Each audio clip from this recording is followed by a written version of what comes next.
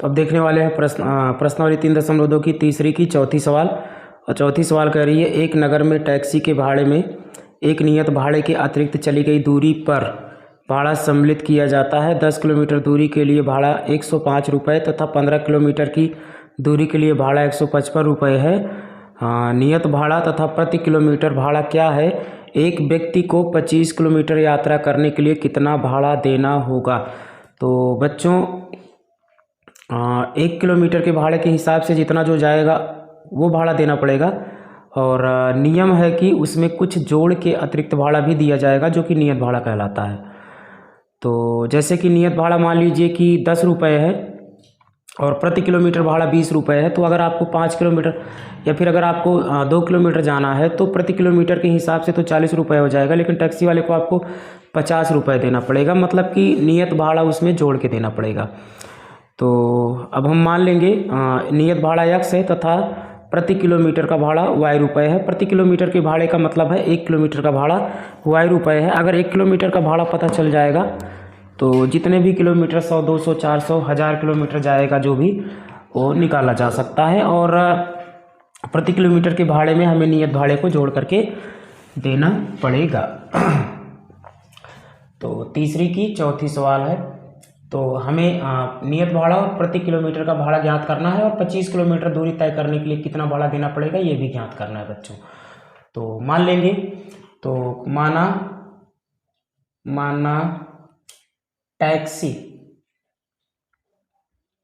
Taxi का नियत भाड़ा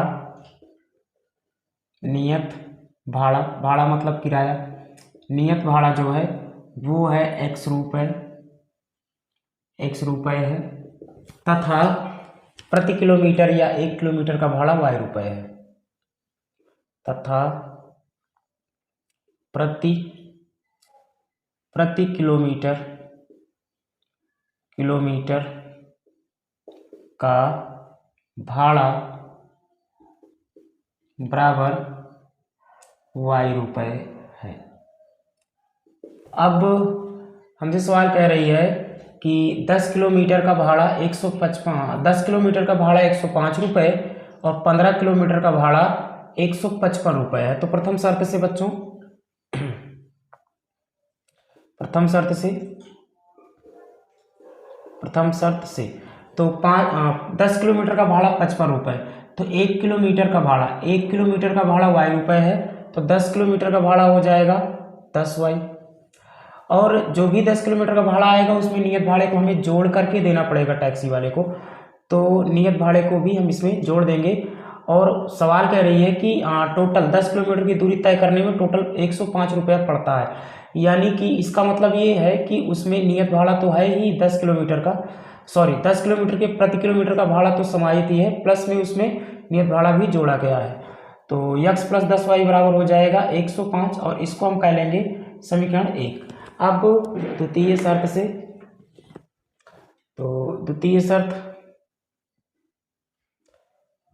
शर्त हमारी कह रही है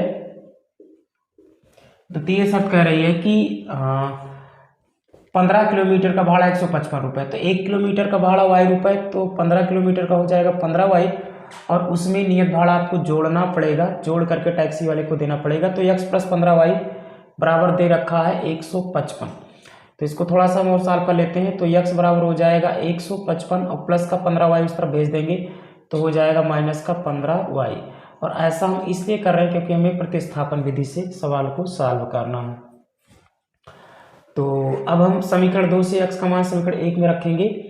तो यहाँ लिख रहे हैं, कहेंगे x का मान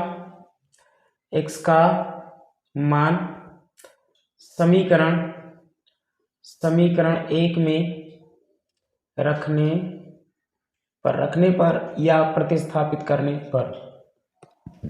तो रखेंगे समीकरण 1 में, तो जहाँ x है वहाँ 155 - 15y लिखेंगे। तो ये हमारा हो जाएगा 155 - 15y और प्लस का 10y बराबर 105। तो दिस इम्प्लाइज दैट 155 प्लस का उस तरफ जाएगा माइनस को जाएगा और माइनस के 15 में से प्लस का 10 जाएगा तो माइनस का 5y बचेगा बराबर 105 - 155। दिस इम्प्लाइज दैट माइनस का 5y बराबर हो जाएगा -50। 155 में से 50 जाएगा तो माइनस का, सॉरी 155 में से 105 जाएगा तो -50 बचेगा, और -5 वाई उस तरफ जाएगा तो इस तरफ बटा में, इस तरफ गुणा में उस तरफ जाएगा तो बटा में हो जाएगा, यानी y बराबर -50 बटा -5, और माइनस से माइनस कट जाएगा, 5 15 50। तो जो y का मान निकलेगा वो निकलेगा 10। अब हम y का मान उठा के रख देंगे समीकरण 1 में, तो x का मान निकल जाएगा। तो यहाँ लिख रहा हूँ, तो x का मान समीकरण 2 में रखने पर, 1 में भी रखोगे तब भी वही आएगा, 2 हमें आसान दिखाई पड़ रहा है। तो समीकरण 2 में रखने पर, तो जब समीकरण 2 में y का मान रखेंगे तो x बराबर हो जाएगा 155 माइनस 15 गुणे y की जगह रखेंगे 10, तो दिस इम्प्लाइज दैट x बराबर हो जाएगा 155 माइनस 10 50, तो 150 हो जाएगा। तो 155 में से 150 जाएगा तो बच्चों आएगा 5, तो x का मान आ गया, और x के मान को हमने नियत भाड़ा कहा था और y के मान को हमने प्रति किलोमीटर अर्थात 1 किलोमीटर का भाड़ा कहा था। तो यहाँ लिख देंगे, कहेंगे अतः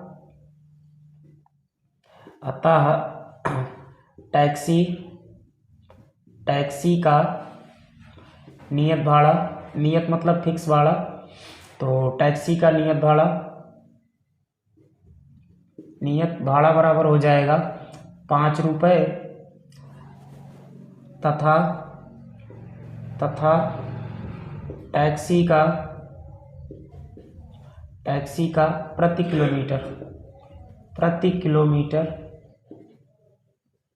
किलोमीटर का भाड़ा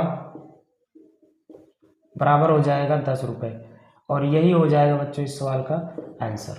तो अब हम लोग देखने वाले हैं, और ये तीसरी की चौथी सवाल थी, तीसरी की चौथी। अब हम लोग देखेंगे तीसरी की 5वीं सवाल बच्चों।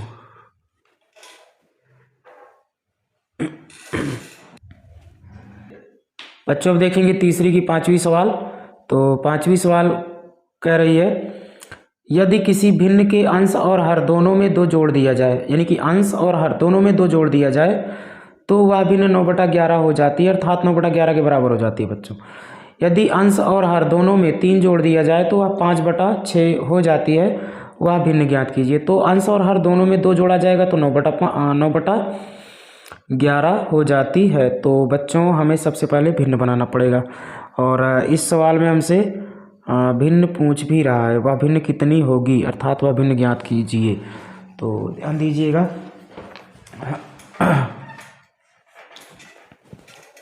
तो बहुत आसान सवाल है, अब देखेंगे इसको। तो तीसरी की 5वीं सवाल है बच्चों ये। तो माना भिन्न में बच्चों अंश होता है, हर होता है। यदि हमें अंश हर पता चल जाए तो भिन्न हम लोग बना सकते हैं। तो अंश हर मान लेंगे, तो माना भिन्न का अंश x है तथा भिन्न का हर y है। भिन्न का अंश x तथा भिन्न का हर y है। तो बच्चों प्रथम भिन्न बनाएंगे, तो जो हमारी भिन्न होगी वो होगी, भिन्न होती है अंश बटा हर। तो अंश का मान और हर का मान रख देंगे, माना ही सही लेकिन हमारे पास अंश हर है, तो ये अंश है x और हर है y, तो ये हमारी हो जाएगी भिन्न। तो अब हम लोग प्रथम शर्त का प्रयोग करेंगे। तो प्रथम शर्त से 2 शर्तें इसमें दी हैं। तो प्रथम शर्त कह रही है कि यदि भिन्न के अंश और हर दोनों में 2 जोड़ दिया जाए तो वह भिन्न 9/11 हो जाती है। तो प्रथम शर्त से, तो अंश में भी 2 जोड़ दो और हर में भी 2 जोड़ दो, तो x + 2 बटे y + 2, तो यही भिन्न 9/11 के बराबर हो जाती है, ऐसा सवाल कह रही है बच्चों। तो अब इसमें हम त्रिया का गुणा करेंगे। तो 11 का गुणा होगा इसमें x + 2 में, और 9 का गुणा होगा y + 2 में। तो 11 का गुणा कर रहे हैं तो ये हो जाएगा 11x, और प्लस का 11 दूनी 22 बराबर हो जाएगा 9y और प्लस का 9 दूनी 18। तो अब ये हमारा हो जाएगा 11x और माइनस का 9y इस तरफ ला रहे हैं तो प्लस का 9y इस तरफ है, माइनस का 9y बराबर हो गया 18 और प्लस का 22 उस तरफ भेज दिया तो माइनस का 22 हो गया। तो this implies that 11x minus 9y बराबर माइनस के 22 में से प्लस का 18 जाएगा तो 18 4 22 यानी कि माइनस का 4 आएगा। इसको हम लोग समीकरण 1 मान के छोड़ देंगे। अब द्वितीय शर्त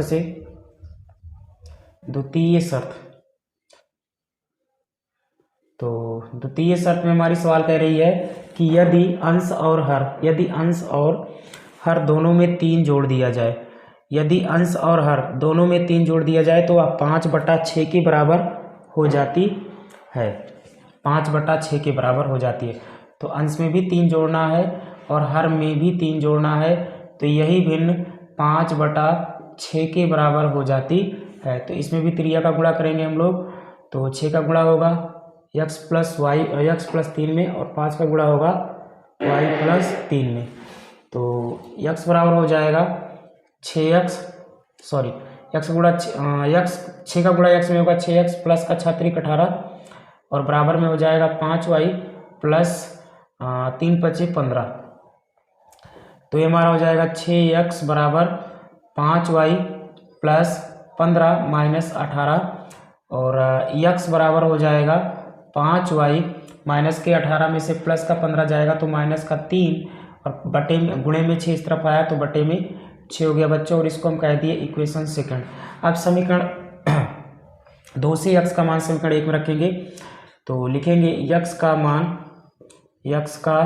मान समीकरण 1 में रखने पर, तो समीकरण 1 में रखेंगे तो समीकरण 1 है हमारा, ये रहा समीकरण 1 ये, तो ये हमारा हो जाएगा 11 गुणे x के जगह पे रखेंगे 5y माइनस का 3 और बटा में 6 और माइनस का 9y बराबर माइनस का 4।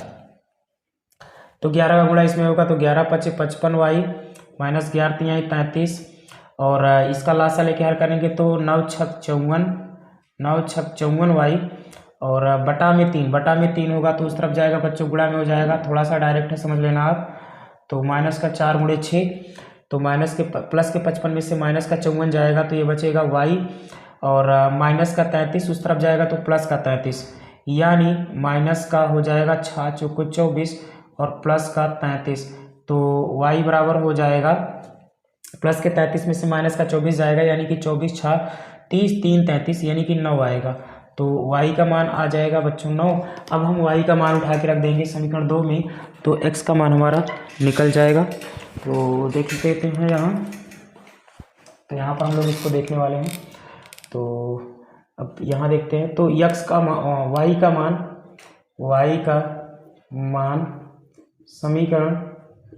समीकरण 2 में रखने पर, तो y का मान समीकरण 2 में रखने पर या प्रतिस्थापित करने पर, जैसा कि हर एक सवाल में मैं बोलता हूँ बच्चों एक ही बात है। तो अब x बराबर हो जाएगा 5 गुणे y की जगह पे रखेंगे 9 और माइनस का हो जाएगा 3 और बटा में हो जाएगा 6।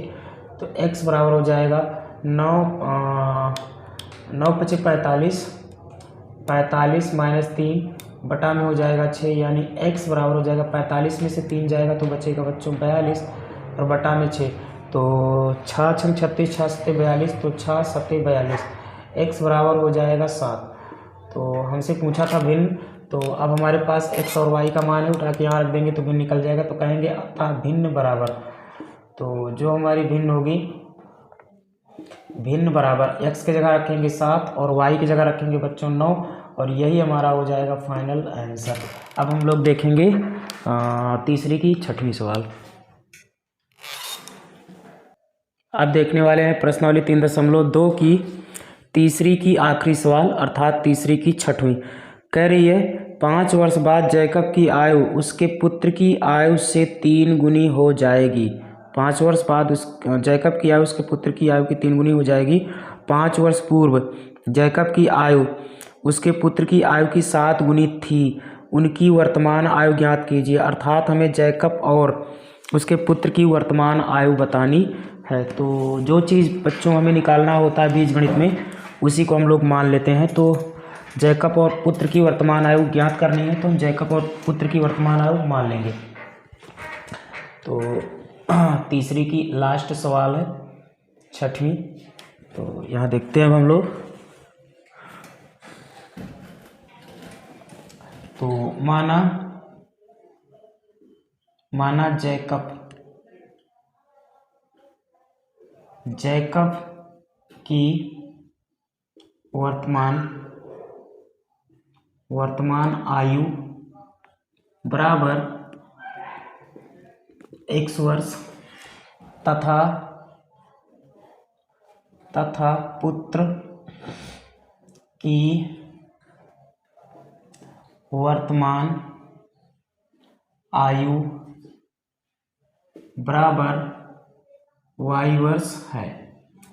अब बच्चों हमसे कह रहा है सवाल में कि 7 वर्ष बाद, 1 मिनट चेक कर लेता हूँ सवाल। तो सवाल में हमसे कह रहा है कि 5 वर्ष बाद, तो 5 वर्ष बाद तो मानेंगे, तो 5 वर्ष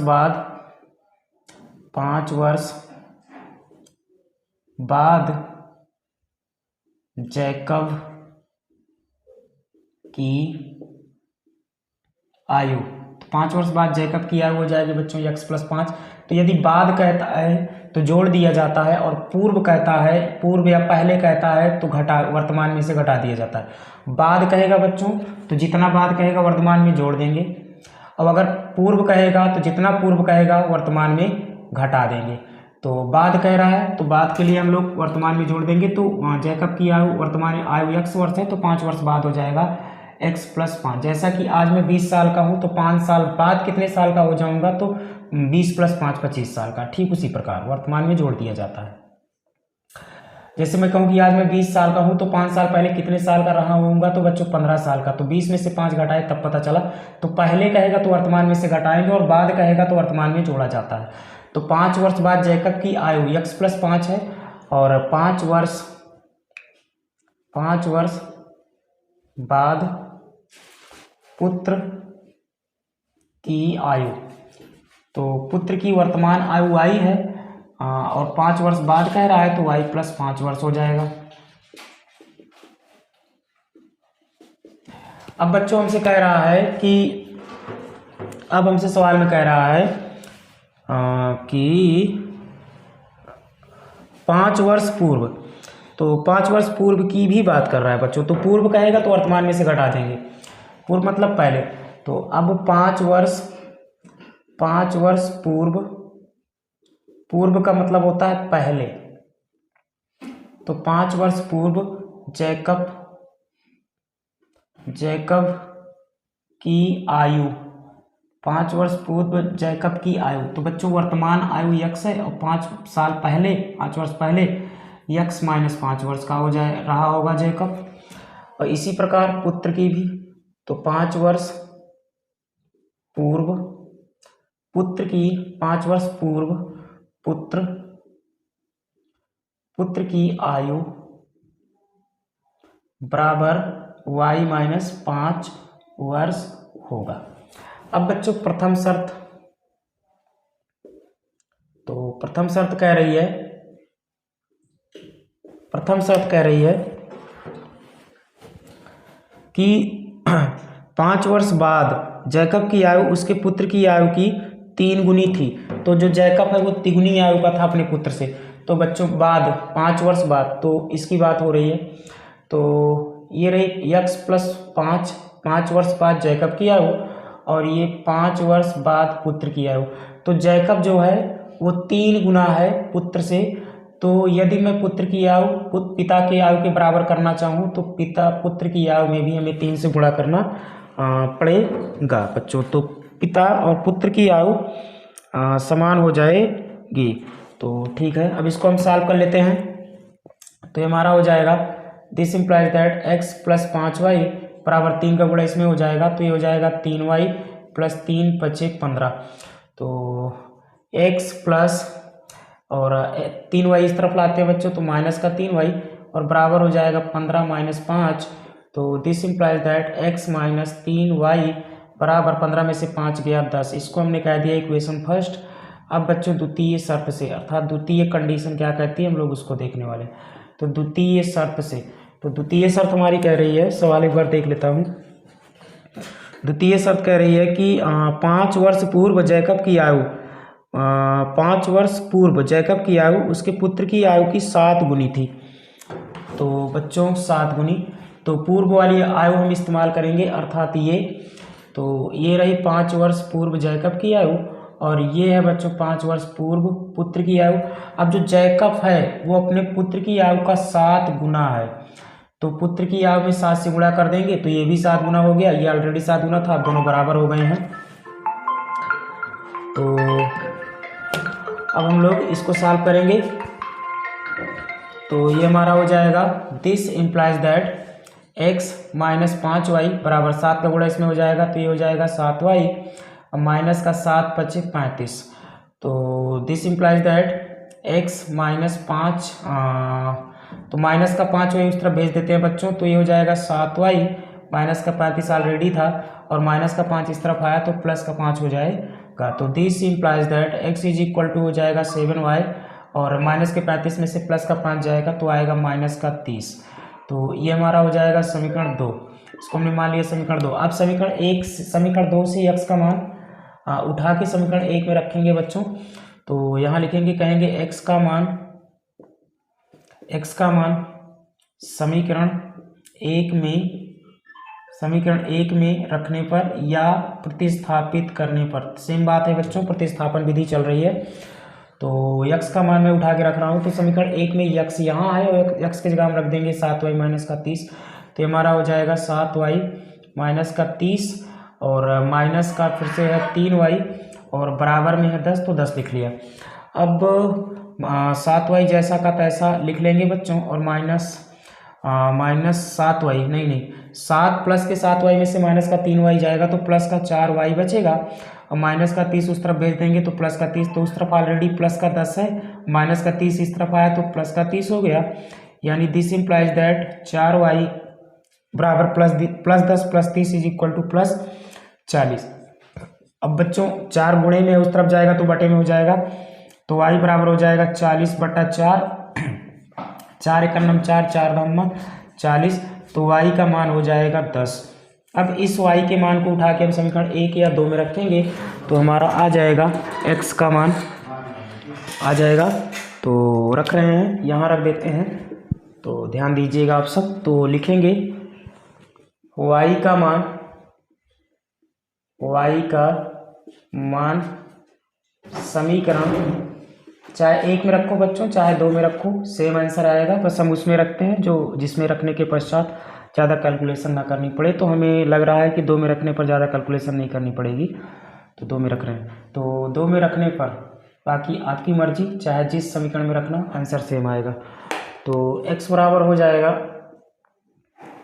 x बराबर तो 7 है तो 7 लिखेंगे, गुणा में y है तो y की जगह बच्चों हम लोग 10 रखेंगे जैसा कि 10 निकला हुआ है, और उसके बाद माइनस का 30 है तो माइनस का 30 लिख लेंगे।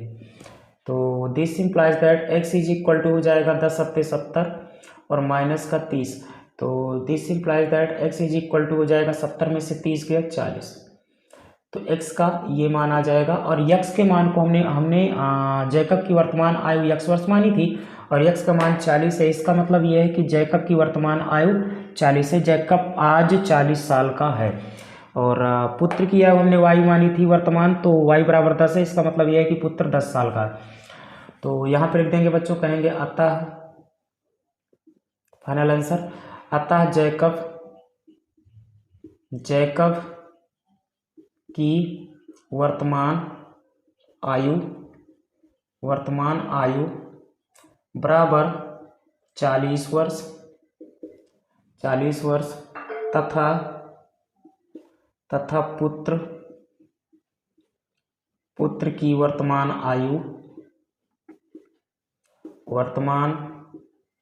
आयु बराबर 10 वर्ष है। और यही हमारा हो जाएगा बच्चों उत्तर, हमसे यही पूछा था। तो उम्मीद करता हूँ कि प्रश्नावली 3.2 आपके समझ में आई होगी। उतार सकते हैं।